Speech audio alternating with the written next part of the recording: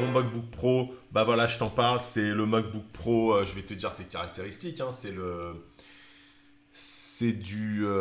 un 15 inch de 2018. Processeur, c'est 2,9 GHz, le i9. En mémoire, je l'ai upgradé, j'ai pris 32 Go. Et j'ai mis en stockage, j'ai pris 2 Tera. Ouais. Alors, aussi hyper important, je vous en supplie, quand vous achetez un MacBook Pro ou n'importe quel appareil Apple, prenez pas du 128, prenez pas du 256. Avant ça, moi j'avais un MacBook Pro 13 pouces 256, mais c'est une blague. Parce qu'aujourd'hui, les photos, on fait, les vidéos, la photo, on fait de la 4K. En 5 minutes, tu as rempli ton espace de stockage. Et puis 10 256, c'est plutôt 220 parce qu'il y a les logiciels, machin. Ça part très vite. Tu sais comment ça te fout les nerfs quand tu bosses sur ton ordinateur montage et puis tu vois la petite fenêtre qui se met en bas et qui te dit ah, vous avez bientôt atteint l'espace de stockage maximum, etc.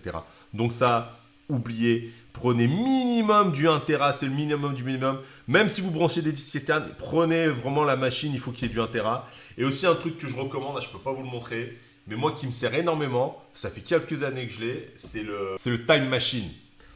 Time Machine, c'est-à-dire que c'est un périphérique qui est branché en Wi-Fi et qui peut même te servir de modem pour répéter ton signal Wi-Fi, qui est connecté avec ton ordinateur en Wi-Fi et en permanence, tous les jours, toutes les semaines, il sauvegarde tout ton ordinateur. Demain, ton ordinateur il plante, tu vas, t'achètes un nouveau MacBook Pro, boum, il dit tu veux faire une sauvegarde à partir de ta Time Machine, il te remet tout ce que c'était à la virgule près dans ton nouvel ordinateur. Et tout ça grâce à la Time Machine. Donc, mais je sais pas s'il le commercialise encore, ça Apple, faudrait vérifier. S'il le fait encore, je te le mettrai dans la description. Mais pour te dire, voilà, ça c'est un truc qui me sauve la vie. MacBook Pro, moi je le travaille écran fermé avec l'écran LG. C'est le curve là, tu sais, là il fait, je sais pas, il doit faire, je sais pas moi, 34 pouces. Je vais te le mettre le lien dans la description, c'est une bombe, tu vois. Il est magnifique. Tu as un espace de travail, tu peux afficher 2 ou 3 fenêtres grandes, etc. pour du multitask. Je travaille avec mon clavier Apple externe, le trackpad en externe.